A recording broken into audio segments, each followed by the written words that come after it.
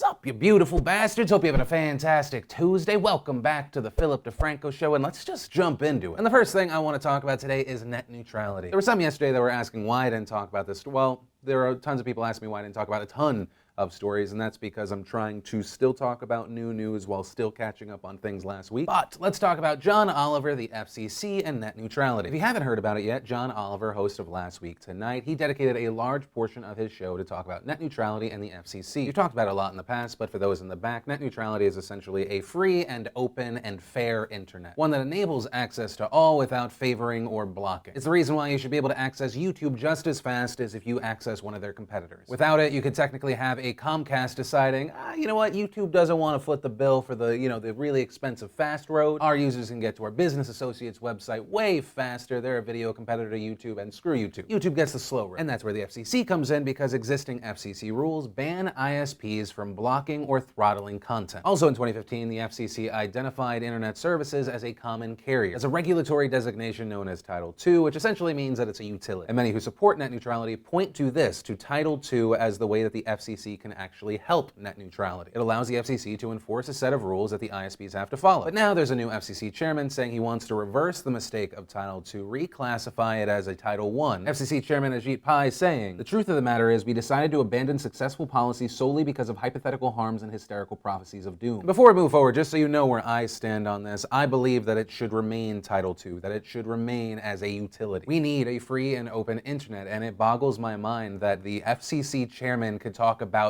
future hypothetical harms when we're talking about the internet and connected to that technology in general, which is advancing at a mind-numbing rate these days. You have to stay ahead of the curve and keep things fair and open. A fair and open internet is not anti-business, it is pro-business. It follows that belief that I was fed growing up, that as long as I busted my ass, I could accomplish something, and the internet allows that. The internet allows a stupid schmuck like myself to bypass all of the hurdles that people have systematically put in place to make sure that they are still successful and others are not. Maybe Pai's plan works in a country where there are countless options for ISPs, but in places where usually you have 1 to 3 options max. Not standing by a free and open internet, one that is seen by the FCC as a utility, is pro-monopoly. It's anti-business, and it's disgusting to me that this is even a possibility. But that's my opinion. Back to the story. Pai makes this proposal. The FCC is going to vote on it later this month, and then John Oliver makes his video. One that he ends by providing a link to a comment page on fcc.gov where you can tell the FCC that you want a strong net neutrality. Now in the description down below, I'll provide a link to that page if you want the FCC to know your opinions that you want a strong net neutrality. Provide the actual link as well as the vanity URL that John Oliver purchased, which was go FCC yourself. It should be working now. It was slow. It was sometimes not working after John Oliver did his piece. Now one might assume that the reason the website was having problems was because John Oliver told his massive audience on his HBO show to go to a single website. That spike in traffic might have made the website not work properly, but the FCC had a different story, releasing a statement that said, "Beginning on Sunday night at midnight, our analysis reveals that the FCC was subject to multiple distributed denial of service attacks. These were deliberate attempts by external actors to bombard the FCC's comment system with a high amount of traffic to our commercial cloud host. These actors were not attempting to file comments themselves. Rather, they made it difficult for legitimate commenters to access and file with the FCC. While the comment system remained up and running the entire time, these DDoS events tied up the service and prevented them from responding to people attempting to submit comments." Now some are claiming BS. It was actually from John Oliver's audience. There were also some conspiracy theories out there saying that the site was actually attacked, but it wasn't by people that supported net neutrality, but people that were trying to troll John Oliver's audience, keep them from filing disputes. As an outsider looking in, I honestly don't know. Others, like the organization Fight for the Future, have called on the FCC to release their logs so they can actually prove that they were hit with a DDoS attack and it wasn't just John Oliver's viewers. And it seems like the allegation there is that the FCC is making up this story to say that they were attacked and that the website didn't crumble just because there was so much support for a strong net neutrality. But I will say, I do recommend, if you are for net neutrality, you can go to that website, log your comment. Net neutrality is a massive issue for any and all who use the internet. Obviously, you don't have to. If you're not passionate about it, you don't have to do it. But a question I do want to pass off to you about this story, obviously I have my opinion, but do you think that the FCC should pull back these regulations? Do you think the less regulations here, the better? Is everyone that is concerned about this, are they alarmist? Or no, you think this is a big deal because there's not enough competition or the ability for other new internet service providers to provide competition, that you have to have some regulation. By pulling back these regulations, you're allowing people to be preyed upon. I'd love to know your thoughts here. And from there, I want to share some stuff I love today and Today in Awesome. And the first bit of awesome, I missed it yesterday, shame on me, is the new trailer for Blade Runner 2049. Gosling, Ford, Leto, yes please. Then we got our first look at season 5 of Orange is the New Black, and it looks pretty awesome. I can't really explain what happens in the trailer without spoiling last season for you, but the new dynamics look awesome. Then I have to pimp out an amazing artist, and it turns out member of the nation, the box office artist. He just put out a video called Drawing Every Live Action Star Wars Film Ever, and he did just that. He said it took over 7 months with 400 plus hours of work. I want a poster version of this, even though that he would probably end up getting sued. I love seeing people work on their passion projects. And if you want to see the full versions of everything I just shared, the secret link of the day, anything at all, links as always are in the description down below. And then let's talk about 68-year-old Nancy James in the news. Nancy is smack dab in the middle of a public outrage story coming out of Florida. Reportedly, there was a party of around 200 people at an apartment complex. She went there to ask them if they could turn the music down. As far as why she went there, according to the police report, she and a friend usually watch the apartment complex's amenities. Nancy's saying that there were also several other neighbors who complained about the noise, so she called the police, filed a noise complaint, and then went down there. So she's down there with her 2 dogs, she's asking them to turn down the music, and then this happens.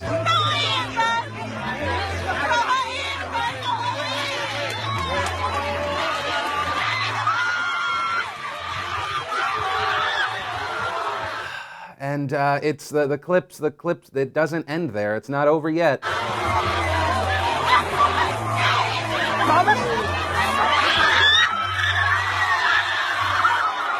That is a thing that actually happened. It makes me wonder, did he go, should I stop being an idiot garbage person after I just threw this woman, this 68-year-old woman, face first into the ground? Nah, I'll drag her over to the pool and toss her in. So that happens, people run away, videos of this go up because yes, there were multiple angles. As a quick side note, it's so interesting to me that we live in a time where because everyone has a camera in their pocket, essentially, when assaults like this take place, not only is it likely that it's going to be filmed, but people are going to have angle options. But back on topic, these videos go up, they blow up, and people start looking for the man in red. And the big update today is the guy in red has been identified as Leon Balfour Jr., and he has turned himself in to police. And I would give him credit for turning himself in, except for the fact that he didn't do it until people on the internet started looking into it, researching, diving deep. They found his social media accounts and made them public. Now, as far as Nancy, she's okay. She has some bruises, and she's also far more forgiving than I think most people would be in this situation. When talking to her local news, she said, kids are kids no matter what. They're going to have parties, just lower the music. This kid has not evolved yet into what you're supposed to be as a human being. Adding that she thinks this whole situation is going to teach him a lesson, and black and blue, but you know what? He's never ever going to do this to anyone else. And I have to say props to Nancy James for having such an even head about this, because in my mind, if you're 16 years old, I know that I know that when most of us think back to our 16-year-old selves, we're like, oh my god, I was so stupid. But I feel like and hope that the majority was not the level of stupid where you go, hey, you know what's a great idea? I'm gonna pick up this old lady and throw her in the pool. Oh no, I fell. Oh no, she slammed into the ground. Maybe I should stop. Oh wait, never mind. I'm still gonna throw her ass in the pool. Because when people think Leon Balfour Jr., they're not gonna think quitter. Also, as a side, go fuck yourself. Fuck you to anyone that was there that thought it was hilarious that this was happening to this old woman. And the 2 main lessons I want to draw from this story is 1,